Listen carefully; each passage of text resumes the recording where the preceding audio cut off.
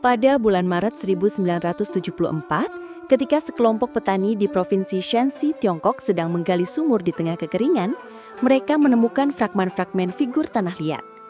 Penemuan yang tampaknya sepele ini ternyata menjadi petunjuk awal dari salah satu penemuan arkeologi terbesar di zaman modern. Di dekat makam Qin Shi Huang, kaisar pertama Tiongkok yang memproklamasikan dirinya pada tahun 221 sebelum Masehi, tersembunyi harta karun bawah tanah yang luar biasa. Sepasukan prajurit dan kuda terakota berukuran manusia yang telah terkubur selama lebih dari 2000 tahun. Selama 50 tahun terakhir, para arkeolog telah menemukan sekitar 600 lubang, sebuah kompleks ruang bawah tanah yang luas di area seluas 22 mil persegi. Beberapa di antaranya sulit diakses, tetapi 3 lubang utama kini mudah dikunjungi karena dilindungi oleh Museum Situs Mausoleum Kaisar Qin Shi Huang. Museum ini dibangun di sekitar lokasi penemuan dan dibuka pada tahun 1979 sebagai Museum Prajurit dan Kuda Terakota Qin. Di dalam museum Anda dapat melihat barisan panjang prajurit yang telah disusun kembali dari pecahan-pecahan. Mereka berdiri dalam formasi, menunjukkan individualitas yang menakjubkan dengan jambul atau topi, tunik atau rompi lapis baja, serta jenggot kambing atau jenggot yang dipotong pendek. Di lubang lain Anda dapat melihat kondisi mereka saat ditemukan. Beberapa berdiri tegak terkubur hingga bahu, sementara yang lain tergeletak di samping kuda-kuda tanah liat yang retak.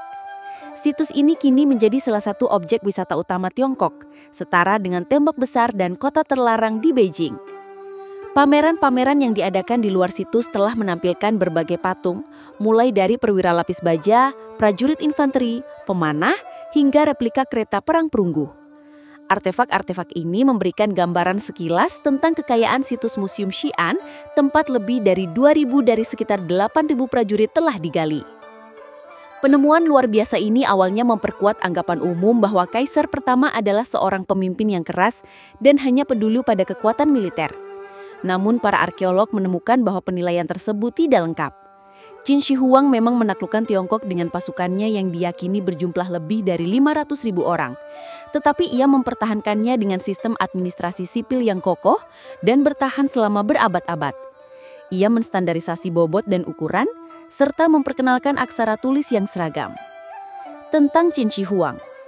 Qin Shi Huang adalah pendiri dinasti Qin sekaligus kaisar pertama yang berhasil menyatukan seluruh Tiongkok. Alih-alih mempertahankan gelar tradisional raja seperti para penguasa dinasti Shang dan Zhou sebelumnya, ia menciptakan gelar baru kaisar yang kemudian digunakan oleh para penguasa Tiongkok selama lebih dari 2 milenium.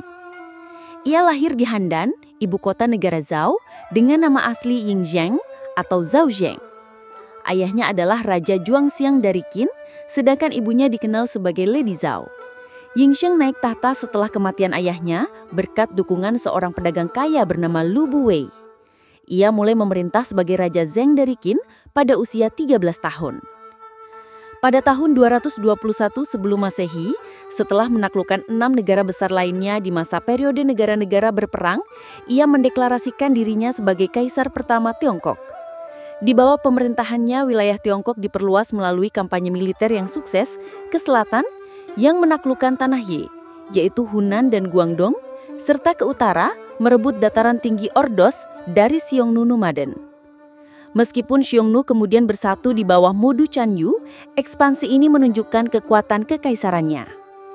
Didampingi oleh Kanselir Li Si, Qin Shi Huang menerapkan reformasi besar-besaran di bidang ekonomi dan politik termasuk penyatuan sistem mata uang, bahasa tulisan, dan satuan pengukuran. Ia juga terkenal karena kebijakan kontroversial seperti pembakaran buku dan penghukuman mati terhadap para cendekiawan, terutama mereka yang menentangnya. Berbagai proyek raksasa dicanangkan selama masa pemerintahannya. Ia menyatukan tembok-tembok pertahanan negara-negara lama menjadi satu sistem pertahanan terpadu yang kelak menjadi tembok besar Tiongkok. Ia juga memerintahkan pembangunan jaringan jalan raya nasional dan kompleks makam megah yang dijaga oleh ribuan patung tentara terakota. Kisah kelahiran Qin Shi Huang tak lepas dari kontroversi. Menurut catatan sejarah Shiji karya Sima Qian pada masa dinasti Han, Yingzheng adalah putra sulung Pangeran Yi Yiren yang kemudian menjadi Raja Zhuangxiang. Saat itu Yiren menjadi sandara di negara Zhou sebagai bagian dari kesepakatan persahabatan. Lu Buwei, pedagang yang kemudian menjadi penasihat Yiren, memperkenalkan seorang wanita yang sedang hamil kepadanya. Wanita itu adalah mantan selir Lu Buwei sendiri yang kemudian dikenal sebagai Lady Zhao. Anak yang lahir dari hubungan itu adalah Ying Zheng. Versi ini memberi kesan bahwa Qin Shi Huang adalah anak haram dari seorang pedagang, sebuah stigma yang diperkuat oleh para cendekiawan Konfusius yang memandang pedagang sebagai kelas terendah dalam hierarki sosial. Namun sejumlah sinolog modern meragukan kebenaran cerita tersebut dan menyebutnya sebagai fitnah politik terhadap kaisar. Ketika Raja Zhuangxiang meninggal dunia pada tahun 246 sebelum Masehi, Ying Zheng yang baru berusia 13 tahun naik tahta. Karena usianya masih muda, pemerintahan dijalankan oleh Lu Buwei sebagai Perdana Menteri. Namun pada 235 sebelum Masehi, Lu Buwei diasingkan karena terlibat skandal dengan Lady Zhao, dan akhirnya bunuh diri. Salah satu krisis terbesar di awal pemerintahannya adalah kudeta Lao Ai. Lu Buwei yang ingin menjauhkan dirinya dari hubungan dengan ibu negara, memperkenalkan Lao Ai sebagai kasin palsu. Ternyata Lao Ai menjalin hubungan intim dengan Lady Zhao dan memiliki 2 anak dari hubungan tersebut.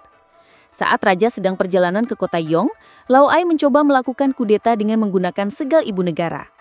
Namun pemberontakan itu digagalkan oleh para jenderal kepercayaan raja. Lao Ai kemudian dihukum mati dengan dicabik oleh kuda, keluarganya dieksekusi dan anak-anaknya dibunuh.